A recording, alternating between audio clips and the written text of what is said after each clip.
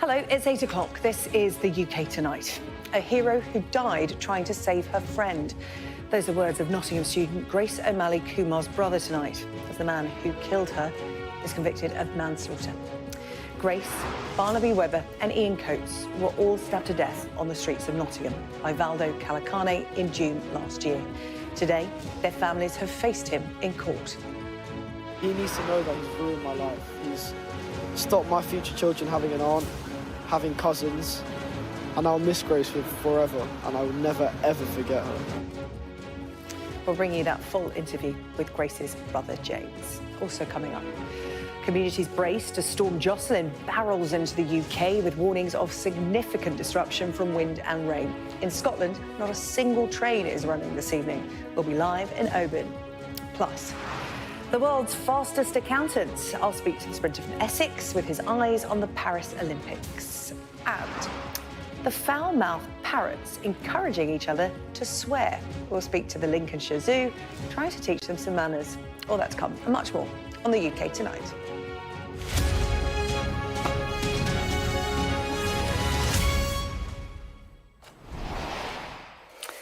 But first tonight, a man who stabbed 3 teenagers to death on the streets of Nottingham has been convicted of manslaughter after denying murder on the grounds of serious mental illness. Today, the court heard how Valdo Calocane had deliberately and mercilessly killed 2 students, Grace O'Malley Kumar and Barnaby Webber, and then school caretaker Ian Coates in June last year. Grace's family have told Sky News she was a hero who died as she tried to save her friend. We'll be hearing from her brother James in just a moment. But first, Becky Cottrell has this report from Nottingham. What do you think the score prediction will be? I'm reckoning it's going to be 4-1 with a hat-trick. Student Grace O'Malley Kumar was a superstar on the hockey pitch, but it was her actions while walking home from a night out last June that were utterly remarkable. Just 200 metres from home, accompanied by her friend Barnaby Webber, the two were attacked by this man, Valdo Calocane, a stranger suffering from paranoid schizophrenia. Calocane stabbed Barnaby first, 10 times in total. As Grace tried to protect him, she was knifed too, a total of 23 times. Her last moments were in pain, and that's something that really hurts me to think about. And she was a hero. That was her character. She tried her best to save her friend, and that's just simply her character. She had extensive lacerations on her hands, clearly defence wounds. The love of our life has been taken away from us. The music from my ears has been taken away. Our landscape has turned from vivid colour to black and white. I haven't had an older sister to call. She hasn't been there to pick up the phone to me. And all I can do now to take any comfort in the slightest is I sleep with her university hockey top on my pillow. And I wear her clothes. That's how I try and connect with Grace. I have her earring in now, which I always keep in, because again, it's a part of her. And that's how I try and get as close as I can to her.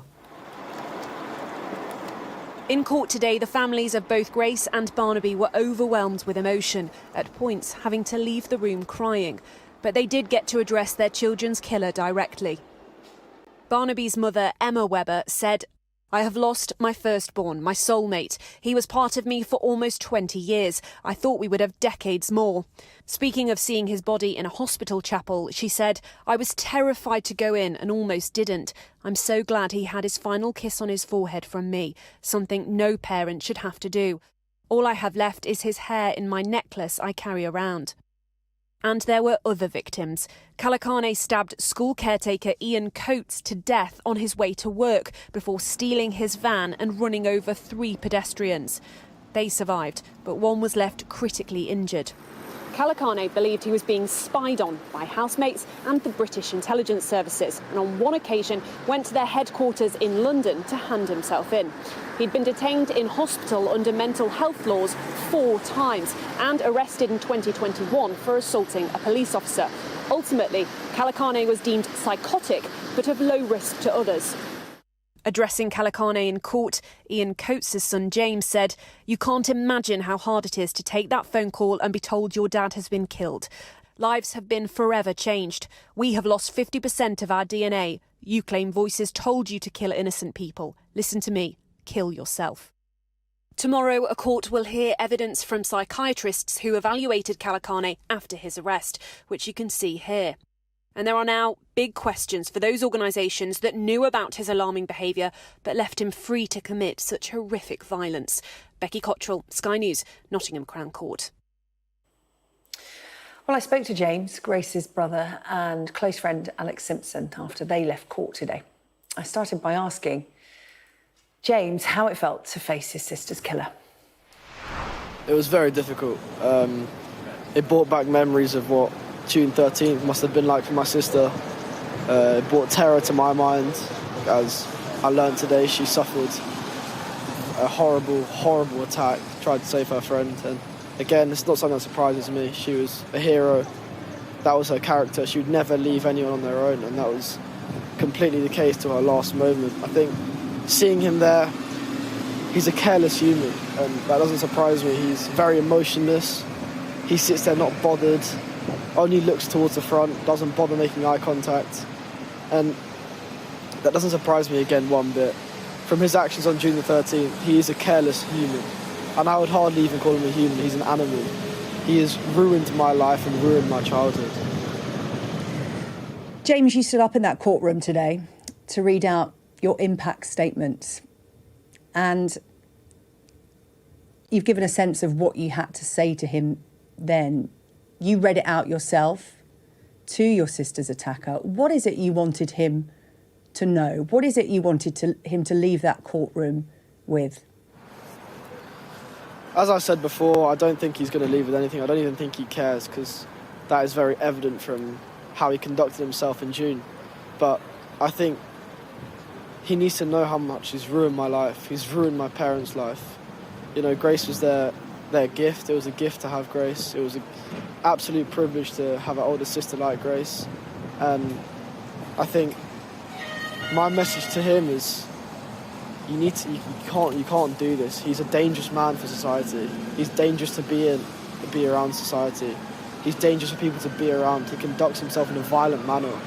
And this takes me on to my next point. More needs to be done to stop knife crime. More needs to be done to deter people from carrying knives, because it's easy to get access to a knife. You just go into a kitchen and leave the house. And this is very evident from the fact he had 3. And as I said in my victim personal statement, he had 3 as if one might not work, or as if one might not kill how he wanted it to do so. And he needs to know that he's ruined my life. He's stopped my future children having an aunt, having cousins, and I'll miss Grace forever, and I will never, ever forget her. The courtroom heard today about Grace's incredible bravery. She was killed trying to protect her friend, Barney. Grace fought the attacker before he turned the knife on her and took her life, stole her life. James, as her brother, you're so proud of Grace, and that's come across loud and clear, and that will have come out in the courtroom even louder. Give us a sense of what the attacker took from you.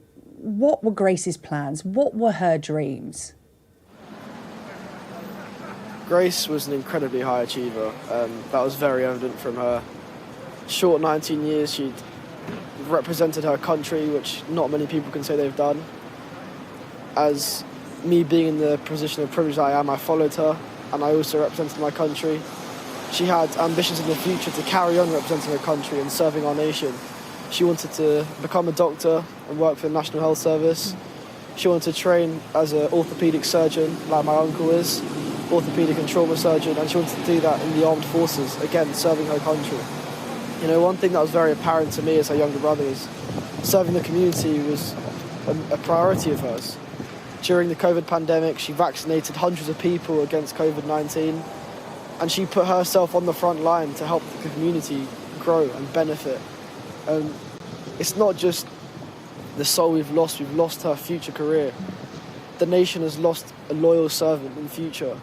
The National Health Service has lost a potential future doctor, and I think it's a real shame, not just to our family. And I find myself struggling to articulate myself now, but that simply shows that the things that Grace had going for her is simply impossible for me to put into words and say without being here all day long. James, be in no doubt you're articulating yourself incredibly well and doing Grace proud. Alex, I'm going to bring you in.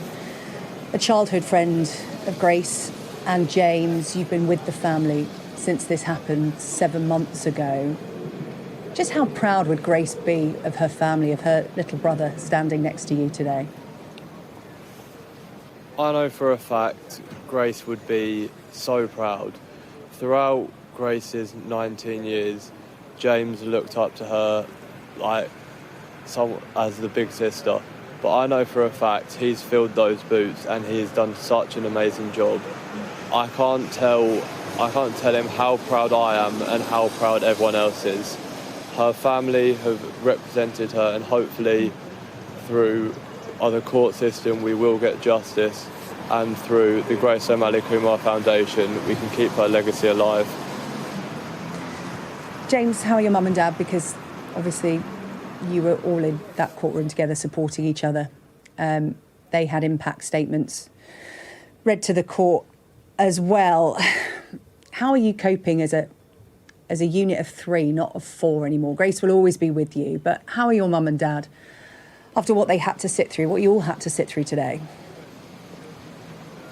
It's something that no parent or loved one should ever have to do in their life. And my parents are struggling, but they've been there to support me, and I'll be there to support them, and that's how it always will be. And I said in my statement one day when they're gone, this man has now left me on my own, and I won't have a sister to go to. My parents have lost their daughter, their only daughter, the eldest, 3 years older than me. They are completely bereft with grief. My mum is unable to hardly sleep. My dad's struggling to go to work, same with my mum. But my mum, she's beside herself, and I want to be there for her because, you know, at the end of the day, if it wasn't for my parents, I wouldn't be here today, nor would Grace. And it's thanks to them that we both, well, I still am having the amazing upbringing that I have, and Grace had the best 19 years that any teenager could ever wish for, and that's down to them at the end of the day. So, you know, my parents, the parents they are, they base their lives around their children, and they used to organise holidays around our sports schedules as we were both very busy playing sport, and they were so committed to having the tightest family and doing the absolute most they could for their kids. And it's, without them, we wouldn't be in a position that we are today. I wouldn't even be here, nor Grace. So based off that, all I can do is thank them. And I've told them that I will always be there for them, and I will always be there for them, because that's how they've been for me in my 16 years of growing up. But no, they're not doing well. Well, James, all they will want is for you to be with them and for you to be, as you said, as tight a family going through this as you can, because there's now 2 days of sentencing ahead of you as a family. You touched on it, James, when you talked about knife crime, and the sense I'm getting from you is we document well here on Sky News the problem of knife crime in the UK. And if this can happen to your family, this can happen to anyone in the UK. I get the sense that that may be the message that you want to put out there tonight. Yeah, completely. I mean, with Alex's by my side, we've been able to build the foundation. I officially found it back in June. It's become a registered charity recently. Alex has helped manage the social media on a day-to-day basis, and we built the website from scratch together. And we want to use the foundation as a platform to campaign against knife crime, because I've said this many times and I stand by it. It's harder to get access to alcohol than it is to get access to a knife. The reality of it is you can go into a kitchen, get a knife and leave the front door, and you can use that knife to do anything. Another thing I want to cover is a knife is not an offensive weapon, it's a lethal weapon. And this has been very evident from the fact this man has taken 3 lives with the use of 1 blade. 3 lives. You know, that's 3 families that have been destroyed. I think more needs to be done by the government to deter knife crime and people carrying knives, because at the end of the day, it's a lethal weapon. It destroys families. You know, you hear every day on the news, on the way to school, in the car, on the way to work, on the radio, that there's been a stabbing somewhere in the UK, and it kind of goes in one ear and straight out the other. And I think that's a real fault. That's not how it should be, because it's only when it comes close to home, like it has for me, you really understand that carrying a knife and people who carry knives just can't be part of society. They've ruined lives, they've ruined my life, you know. During Christmas time, there's a big drink driving campaign every year. In my whole years of education, I've only ever had one educational talk on knife crime, and I can hardly even remember it. People don't understand that carrying a knife is not acceptable. You know, the first time you get it, you get a wrap around your knuckles. It should be more than that, you should be charged. It's a lethal weapon. Anyone who carries a knife has it with intent to hurt people and ruin lives.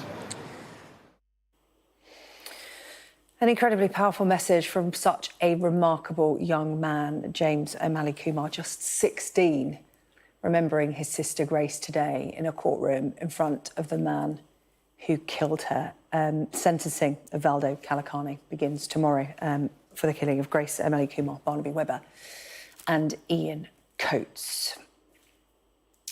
Now, Storm Jocelyn has hit the UK and Ireland, bringing with it gusts of more than 70 miles per hour, a major disruption once again to transport.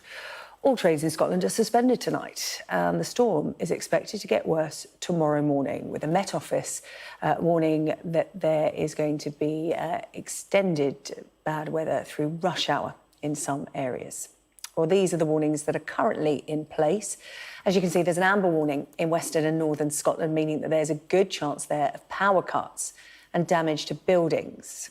Meanwhile, a mix of yellow, wind and rain warnings cover the rest of the country and continue into tomorrow.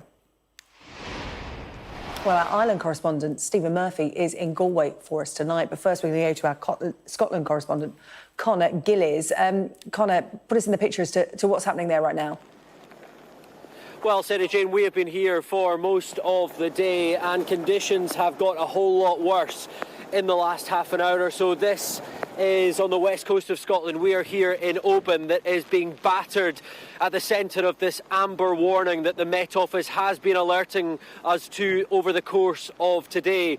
Gusts of up to 80 miles an hour, and many of the ferry services clearly are cancelled. This is one of the main ports serving Scotland's island communities on the west coast. They are clearly not going anywhere in these conditions as the wind continues to batter this part of Scotland. It has created troubling conditions on one island, the island of Barra, where no ferries have been able to get to for the course of the last week, and there have been no fresh food deliveries as a result. You mentioned the trains as well. Well, Network Rail took the very rare step of cancelling all services across the whole of Scotland from 7 o'clock this evening, the second time in as many days they have taken those conditions into account when factoring in whether they can continue, and clearly they will have to assess the damage tomorrow before reconnecting people and getting commuters in to work. We're also hearing in the last half an hour or so that clearly ferry services going between Scotland and Northern Ireland at the port of Cairnryan, they are not setting sail tonight, and authorities in that part of southwest Scotland have set up a lorry car park essentially on a disused airfield close to Stranraer. This is a developing situation. We're still in the early stages of this storm, but clearly off the back of the last couple of days where Scotland has been battered well and truly, clearly this is going to be a night that many people will be just wanting to get through safe. OK, thank you so much, Conor. We can hear just how bad it is. That wind and rain are lashing as you speak. Let's go to Ireland now. A similar picture there. Stephen Murphy is in Galway for us tonight. Put us in the picture. Well, we're a few hours ahead of Connor's location there, really, as this storm came in off the Atlantic. We're in County Galway. This is the west coast of Ireland, the Atlantic coast, the exposed Atlantic coast.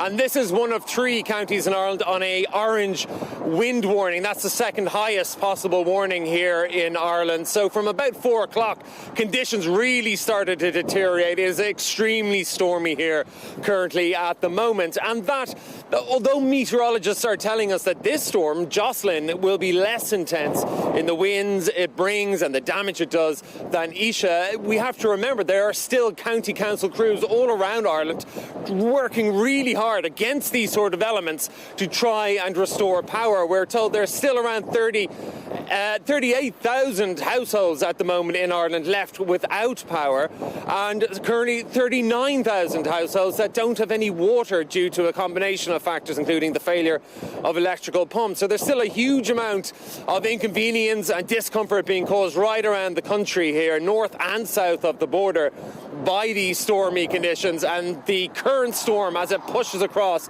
the northwest of Ireland, is exacerbating that, making life much more difficult for those trying to restore life to normality. We've still several hours left of this orange wind warning here in the northwest and the west coast of Ireland.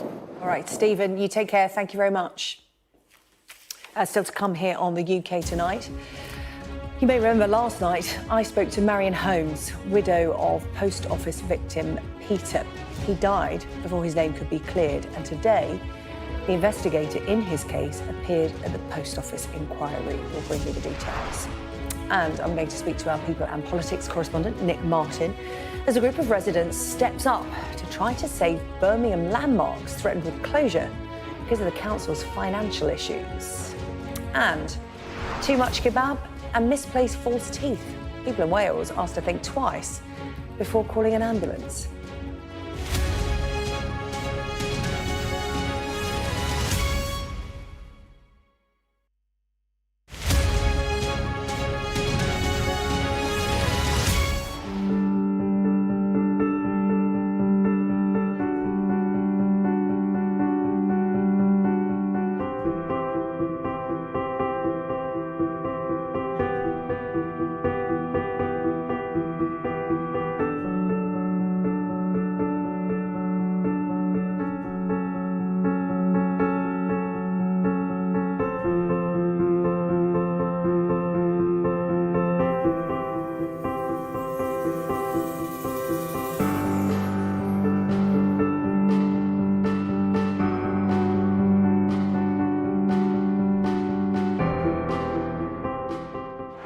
Well, we've been doing them for years, to be fair.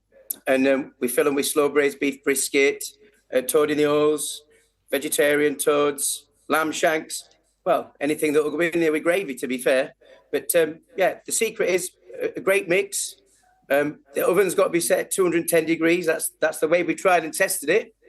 And we basically use a cake tin. And well, they don't always come out perfect, but we try as best. Oh, they do get a little soggy bottom sometimes, to be fair. It depends how big they are, if you know what I mean. But once you put the gravy in anyway, they're always going to get a soggy bottom, aren't they, love? I've had so many messages of people. I'm not sure if anybody's actually got here yet, but I've had people from Leeds, Bristol, you name it, everywhere, wanting to come and have them. To be fair, it's been a local dish for years, because I've been here for 15 years, and there's so many people had them over the years. We used to have a pan in the pub, but we've got rid of that, and I used to say our famous toad in the oil. So, yeah, I'm actually overwhelmed with how many people have just been contacting us, and obviously social media has just gone a little bit crazy, to be fair.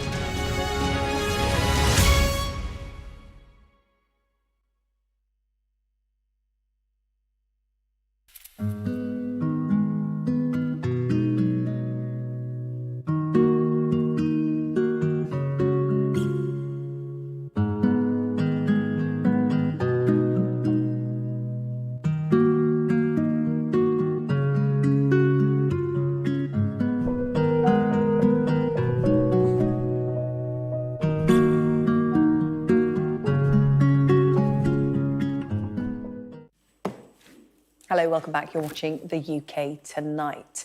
Here's what's on the way. We're going to take you through the Oscar nominations that were announced today, with Christopher Nolan, Kerry Mulligan and Emily Blunt leading the way for the UK.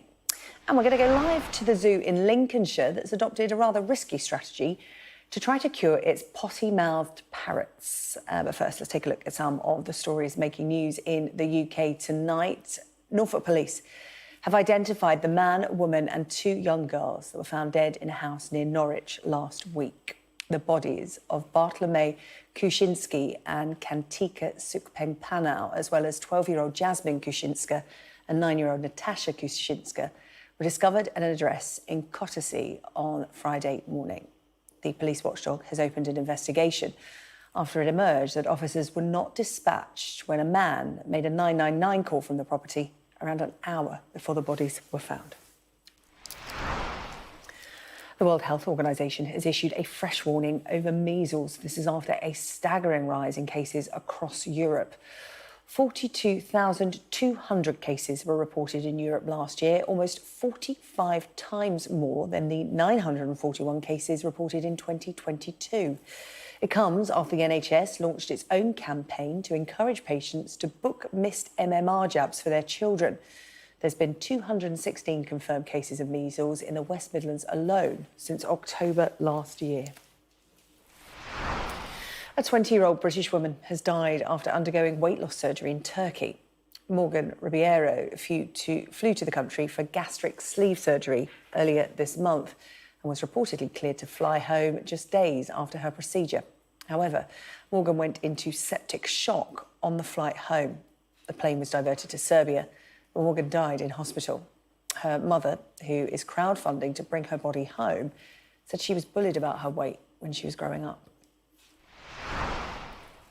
Now, last night, you may remember I spoke to Marion Holmes. Her husband, Peter, was convicted of false accounting in the post office scandal, and he died before his name was cleared.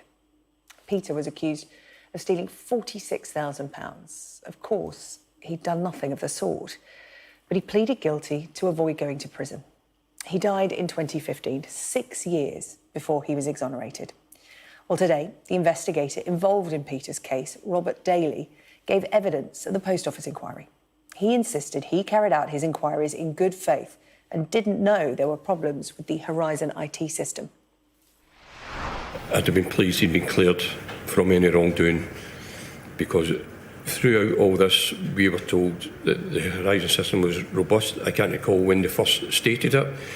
There was no integrity issues, and basically we were getting sent out just to continue doing our jobs. Now, from what I know now, it was wrong. We shouldn't even be doing any investigations whatsoever. And the Welsh Ambulance Service today says it's received a 999 call from someone because they'd eaten too much kebab.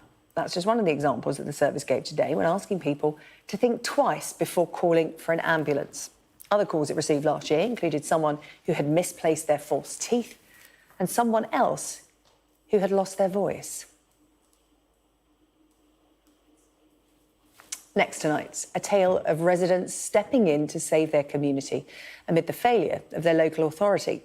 Birmingham City Council declared itself bankrupt last year, and now everything it owns is under review for potential sale, including historical buildings and cultural venues. But one group is taking action to try to save the monuments that mean the most to the city, as our People in Politics correspondent Nick Martin reports.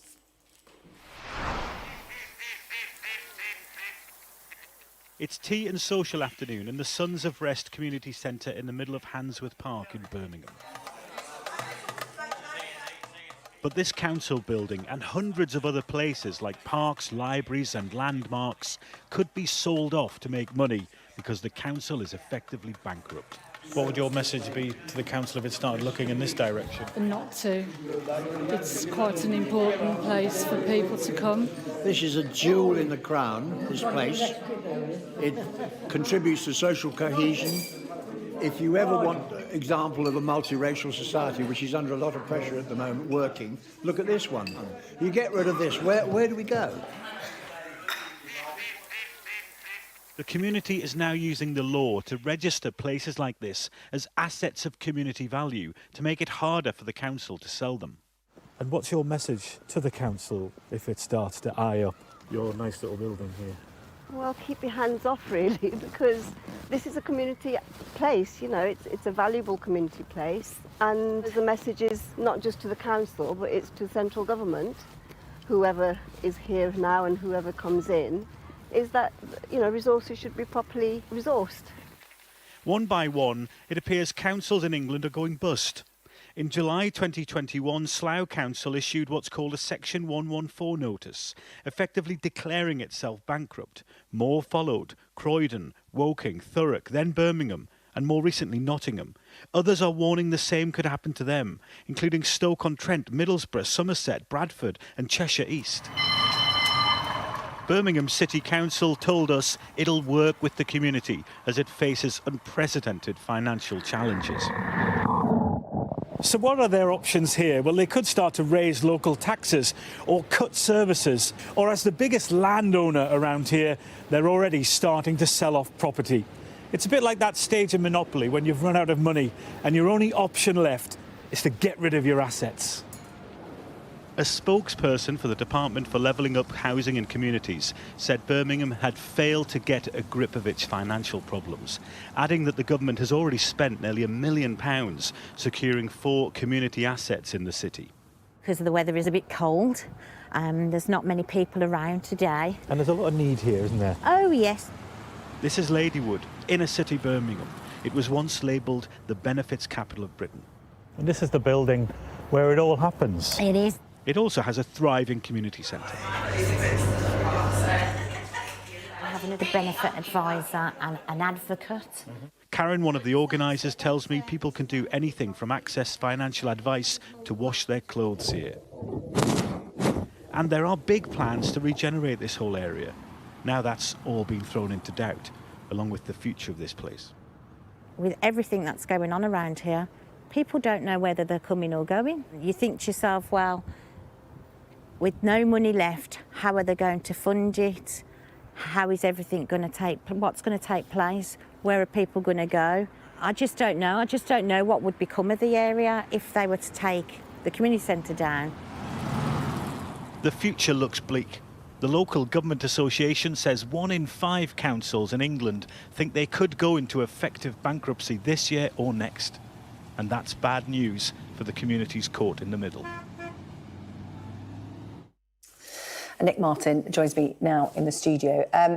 Nick, Birmingham isn't an exception to the rule. In fact, when you look at all the other councils that have gone bankrupt, this could be the new rule, couldn't it? And there was a big meeting today in Westminster of council leaders saying we could be next. Yeah, Birmingham is by no means on its own, although a lot's gone on in Birmingham to lead them to that position. But what was extraordinary today, and this doesn't happen very often, Sarah-Jane, is we had council leaders from far and wide descending on Westminster today, having an emergency meeting, basically ringing a big alarm bell saying, we're all skint, we've got no money, and something has to be done. Now, there are reasons why councils are under pressure. There's an absolute relentless demand on their services at the moment, and that costs money. Inflation has made everything more expensive. But also, frankly, a lot of councils have mismanaged their finances and made pretty poor investment decisions, and that's come home to roost. But one council leader said to me today that in the next year, it's entirely possible that more councils will declare themselves effectively bankrupt. And the more that do it, we could see an effective collapse of the local government system. Now, the truth is that's unlikely. Councils are too big to fail. I was going to say, what would that look like? Well, councils provide all sorts of services, children's social care, adult social care, schools, libraries, you name it. So the one thing that is remaining is the central government's position in this. They pay councils every year. There are growing calls that the government needs to step in and pay more money for that. But these communities, and Birmingham, as I say, is not in an exception, communities are now using the law to ring-fence their libraries and their community centres to say you cannot sell this in the big sell-off. And it's really interesting. We'll keep an eye on this story, I think. We'll go up and down the country just talking to people about their community projects because they are the collateral damage in what is a very, very worrying crisis. OK, Nick, as you said, we'll follow this story here on the UK Tonight. Thank you so much, Nick Martin, there with the latest on that story. Still to come here on the UK Tonight, we're going to meet the world's fastest accountant. I'll be speaking to the Team GB sprinter He's only been running seriously since the age of 26. He's only 31, and he's now targeting a place at the Paris Olympics this summer.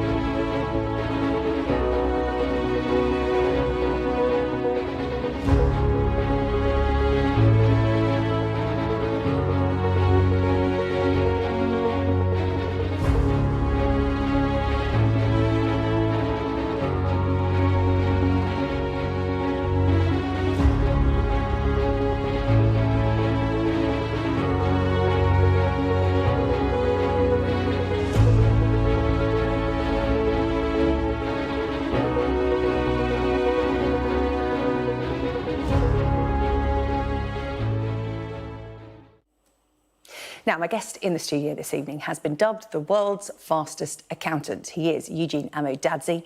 He is a fully qualified chartered accountant who took up athletics 5 years ago at the relatively late age of 26, and he's now targeting a place at the Paris Olympics. And that is a very real prospect for Eugene, because last year he ran the 100 metres in 9.93 seconds, making him the joint fourth fastest British sprinter of all time. Eugene, wow. That was a great intro. I love that. I mean, it took my breath away, and I've not done any running to get here. And this is quite something. Most athletes who run in the 100 metres have been plotting this route to the Olympics since they were in their teens. You took it up at 26. Tell me about that. How did it come about, and how did you make such a rapid rise in this sport? To be honest, when I started, it wasn't really about any particular end goal. It was just this really cool, new thing to do. I was obviously a big Usain Bolt fan at the time, so there was a part of all feeling like, oh, I'm a sprinter just like him. Yeah. I mean, you have to thank God for great people around you. My really good friend, Ben, I mean, I was quick at school and that kind of thing, and he was like, look, you've never given this thing a go. What are you waiting for? Give it a go. And that was literally how I got into it. And here you are. You run sub 10 seconds yes, ma'am. In this event. You reached the semi-finals at the World Championships. As I said, ranked fourth on the British 100 metres all-time list with 9.93. To qualify for the Olympics, what have you got to do? Because looking at that, you're within touching distance. Amen. So you got to run qualifying times 10 flat. you know, the small matter of going to our national championships and small matter of going to the national championships and coming in the top 2, top 3, and then job done, sealed. I mean, you'll know hopefully by the end of June. What's it like? Because most athletes, that's what they do. They train full time to get to the Olympics. Yeah. You've got a 2-year-old. You've got one on the way. Yeah. And you're a fully qualified chartered accountant with a full-time job. Yeah. How do you navigate that? How do you? You know what? Yeah, it's a balancing act. I won't lie to you. And look, thankfully, you said full-time. I'm part-time now. Big shout out to the National Lottery for sure. Well, that's with the success in the running, right? They've let you go part-time. No, for sure. No, I have to shout them out for sure because I think now I had to work full-time because, you know, you've got bills, life, mortgage, nursery payments. I'm in a situation now where I can see my coach a little bit more. But look, people may look at it and think, isn't that a distraction? How on earth can he balance the two things? I very much look at it as a competitive advantage in the sense that, look, I also feel like I'm flying the flag for civilians, normal people working a 9 to 5, letting them know that, look, it's all possible, you know what I mean? You have a little bit of faith, a little bit of belief, whatever hidden talents that you're sitting on, you know what I mean? Whip it back out and go after it. Ordinary people doing extraordinary things. That's what I'm flying the flag for. Final thing, top tip, because it's January, most people have restarted their running career. It might just be on the pavements around their local town or city.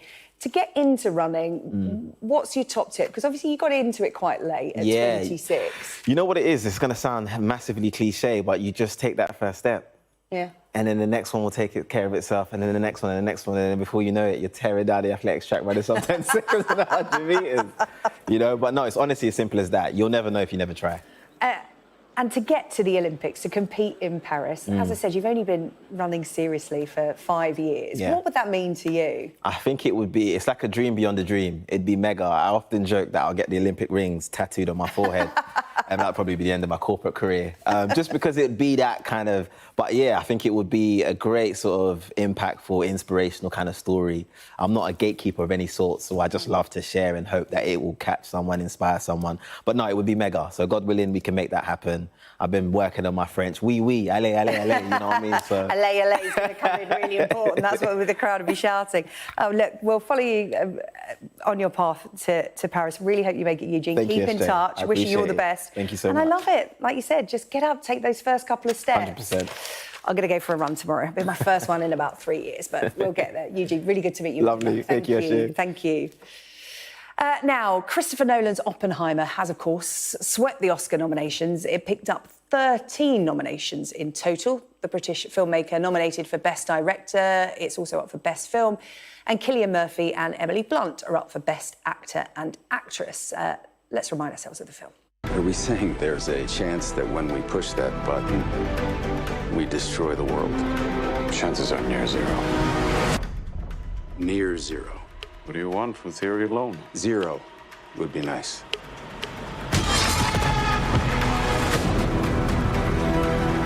This is a matter of life and death. I can perform this miracle. World War II would be over. Our boys would come home. That's happening, isn't it?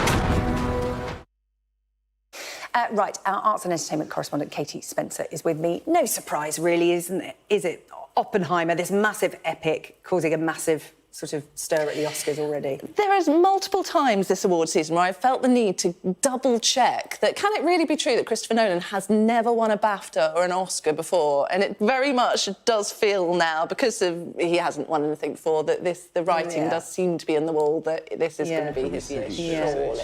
It's a terrific film. Have you seen it? I have. I'll admit, I fell asleep half an hour before the end, but I was at home, sitting on the sofa. It happens in every film. It's not just Oppenheimer. But I did love Barbie. I went to the cinema to see that. I saw it, and there's been a big fuss online because Margot Robbie as Barbie overlooked and Greta Gerwig as director overlooked. But Ryan Gosling, in a film all about feminism, gets a nod for Best Actor. It's not a good look, really, is it? A feminist reimagining of Barbie's backstory, and it's the men that end up coming away with the nomination. ends up getting a nomination. I do love it. I love it. It's a brilliant song. Greta Gerwig and Margot Robbie being snubbed. Do we think that's the case, though? I mean, there's just some terrific performances around this year, and Greta Gerwig, she's up for Best Picture, just not Best Director. I like your attitude. Some people just did that bit better. I like that positivity. Can we talk about Zone of Interest? Zone of interest. So this is the reason that this one's interesting. We're up for Best International this year, where you usually think it's sort of other countries that end up getting nominated for this. For the first time in 24 years, we've got a British entry in that category because it is a film that was filmed in Poland in the German language, but it has a British director from Jonathan Glazer who has just done an absolutely terrific job in doing this experimental take on a family that lived very close to Auschwitz, and it's just really resonated with a lot of people. It's quite different and quite moving at the same time. So, yeah, that's going to be interesting to see how that does. But that perhaps kind of edged out Greta Gerwig, really, if anything, in the director. I'm going to write that down because, as always with award season, there's always a film you've not heard of. Is it not? It hasn't come out in this country, so it's one of those interesting ones where they've already seen it over there, so they know in America what it's like, but we don't yet. We've only got about 20 seconds. Big surprise for you for the Brits, or one that was left out, or one to watch? What was your click moment when you saw the nominations? So many people, I feel, over Christmas ended up seeing Saltburn, didn't they? And just loved it and raved about it. Nothing, well, bathwater and what have you, but nothing for Saltburn, nothing for Emerald Fennell in screenplay, which we thought, and nothing for Barry Keoghan for that terrific performance that was very exposing. Doesn't need any awards. If you've seen it, you'll remember that for years to come, for life. OK, thank you so much, Katie Spencer. The Oscar nominations out. When's the awards again? March the 10th. March the 10th, date for your diaries. OK, great. Now, coming up on the UK tonight, potty mouth parrots. We're going to go live to the zoo in Lincolnshire that's trying to find a way to stop their birds turning the air blue. And the sports on the way. We're talking about the England international footballer trying to revive his career with a move to West Ham.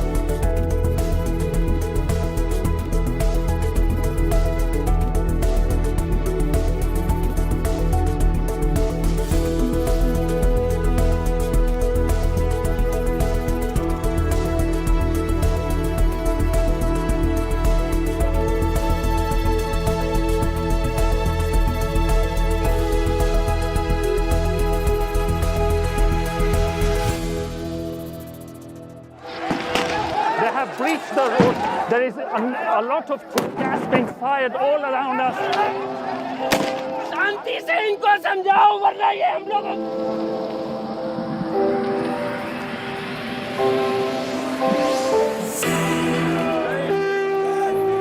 It is an absolute carnival kind of atmosphere out here for Prime Minister Modi's decisive victory.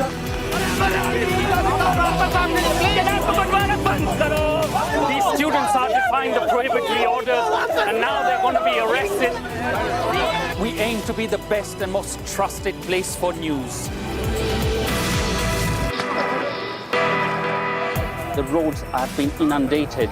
The only way out is to get people by boat. What is feared that over 200 people might have died because of these landslides. This on any given day would have been bustling with people, but today it's absolutely deserted. This is one of the most sensitive areas of northeast Delhi where there's been clashes. I'm Neville Lazarus and I'm Sky's reporter based in Delhi. Coming up, how do you cure a swearing parrot? It's not a joke. We're going to have a serious answer to it. We're going to go live to the Lincolnshire Zoo that's come up with a rather risky strategy. But first, Teddy is here with the sport. Right, Teddy, can you believe we've got to the 23rd of January without talking about the transfer window here on the UK Tonight? But with a week to go, we're breaking our duck with some England internationals possibly on the move. One is a midfielder trying to resurrect his career with a loan move. Absolutely, yeah. It's a big move. It has been relatively quiet. The window closes February the 1st. A lot of profit and sustainability issues for Premier League clubs. But this is a big one for Calvin Phillips. England have got the Euros coming up in the summer. He's a 28-year-old midfielder. He was England's Player of the Year in 2021, had this brilliant career-defining move, we thought, to Manchester City in the summer of 2022. But he has only made 2 Premier League starts in that time. That was last season. This season, no Premier League starts, a number of substitute appearances. Pep Guardiola, the Manchester City manager, says he feels sorry for him but can't visualise him in his team. Even when Rodri, the talismanic Spaniard, is injured at the heart of the Manchester City midfield, Phillips hasn't got a game this season, so it seems that the writing's on the wall.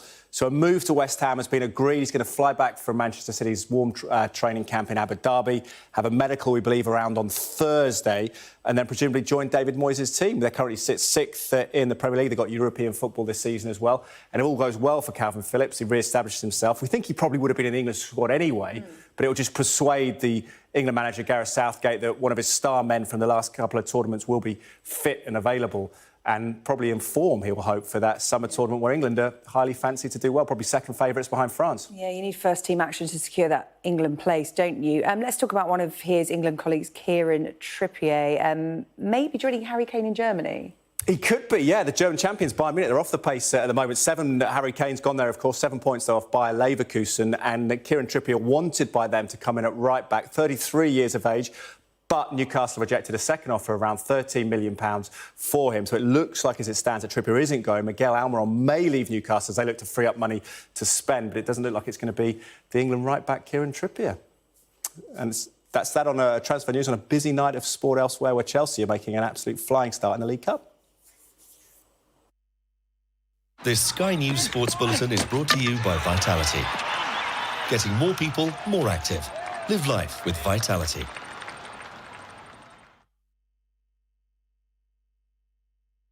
Well, Stuart, it's been a few months now since the end of what was an incredible Ashes series. How are you adjusting now to life after playing cricket? Yeah, really enjoying it. I think ultimately finishing on my own terms was really important for me, and I knew that I wanted to finish by my last ball playing for England. England versus Australia was a major pinnacle for me in Ashes cricket, and it was such a exciting and exhilarating series that I almost got to the stage where I don't know if it gets any better than this, really. So yeah, it was great to be able to sort of make the decision on my own, finish on my own terms, and I don't think it will really properly hit me until the Test team play again, and Jimmy Anderson and Ben Stokes are walking out with an England cap on in their whites. I think that might sort of feel real, that I won't ever do that again. But no, at the moment I've got no regrets and feel really happy. In the book you spoke about the fact that retirement only really came to you during the Old Trafford tests. So you came to a massive decision quite quickly. Yeah, within 10 days, I think. So yeah, it was pretty stressful. Ultimately, anytime you walk away from something you love, it's really difficult. And I was loving playing cricket. I was loving working under Stokesy and Baz. It was great fun. I didn't feel much pressure. The communication was really good, and I was bowling really well and felt fit. So a lot of those things would say, carry on playing. And I honestly felt like I could do another couple of years, but I kept sort of bringing... This Sky News Sports Bulletin is brought to you by Vitality. OK, right, let's get an update on that wet and windy weather. Warm memories wherever you go. The weather, sponsored by Qatar Airways. Yep, another wet and windy night with Storm Jocelyn following hot on the heels of Storm Isha. While Jocelyn isn't set to be as intense, there are plenty of Met Office weather warnings in force, including an amber warning for 80-mile-per-hour gusts affecting northern and western Scotland tonight. Orange wind warnings are also in place for western coast of Ireland. There's a yellow wind warning covering a wider area, while rain warnings are in place for parts of Wales, northwest England and Scotland. Cloud and rain will clear south eastwards across England and Wales this evening. The weather, sponsored by Qatar Airways. Now, it's the weird and wonderful part of the UK tonight. We always like to leave you with something along those lines. And tonight, a zoo in Lincolnshire has come up with a risky strategy to try to overcome some of its parrots' foul language. Lincolnshire Wildlife Park made headlines back in 2020 when it had to remove 5 parrots from public display because they were swearing at the visitors. Well, since then, more parrots have started turning the air blue, prompting a change in tactics. The zoo has now introduced the swearing parrots to the rest of the flock in the hope that the bigger group will dilute the foul language and have a positive influence on those naughty 5 parrots. Well, let's cross live to the park in Boston and speak to its chief executive, Steve Nichols. Steve, I can't help but notice you've got some parrots behind you. Tell me they're not the sweary lot. No, these are not sweary ones. Hopefully they're not. I think these are the quiet ones, so we should be okay. They may be a little loud when I start talking, but they won't be no language. OK, well, I'm pretty sure I know the rules about presenters swearing on TV. I'm not sure about parrots, but let's not take the risk. So talk to me about this new strategy. Why are you convinced that reintroducing them to the rest of the parrots is going to work? Well, we've tried it already with a smaller group, and it worked to a point. However, we still kept hearing 1 or 2 choice words. And the visitors, when we mentioned it to them, they said, no, leave them, they're OK. But we were just worried about the children hearing them. And we've just built a new enclosure. It's quite a large enclosure. And there's over 100 birds in there. So we thought, right, let's put the 8 bad ones with 92 good ones and just hope for the best. And it will either be, they will learn all the new microwave noises and nice, pleasant lawnmower noises and things like that, or the 92 will learn their language. Then we've got a serious problem. Yeah, it is a bit risky. And where did these 5, now 9 parrots learn this language? They learn this. They definitely not learn any of it from us. But basically, the good thing is everyone that turns up has actually got the voice, identical voice, to the person that taught them the bad language. So when we get the lady or the chap turning up, and they'll say, I've no idea where they got the language from, and the bird swears, it says it in his voice, so we know exactly where it's come from. Yeah, parrots are such great imitators. You mentioned some of the other noises the parrots make there. What else can visitors expect, maybe apart from a few swear words? Probably the most common one is mobile phone rings. I used to have to change my phone ring every month because what they learned was my phone ring, but also my voice. So we'd get 200 or 300 birds as I was walking about ringing my phone, and then another 30 or 40 answering it in my voice. Now what you will get is all the game noises that children, when they're playing on the computers, you'll get those kind of noises, microwaves, vehicles reversing and things like that. And anything that's mechanical, that's exact every time, an African grey can pick it up with notes. It's a sign of the modern age, isn't it? Microwaves, games, phones. Yeah. I mean, that would never have happened in the wild, would it, Steve? Well, look, best of luck with the experiment. We look forward to hearing how they get on. And I'm sure a lot of visitors will be coming down to your zoo in Boston to find out. Pleasure to have you on the UK Tonight. Good luck. No problem. Thank you very much. Well, we managed to do it without any swear words. Phew, that is all from the UK Tonight. You can catch up on the highlights on our webpage, scan the QR code on your screen. You can share your thoughts with us there as well. Stay with us because The World with Valdo Calocane is up next.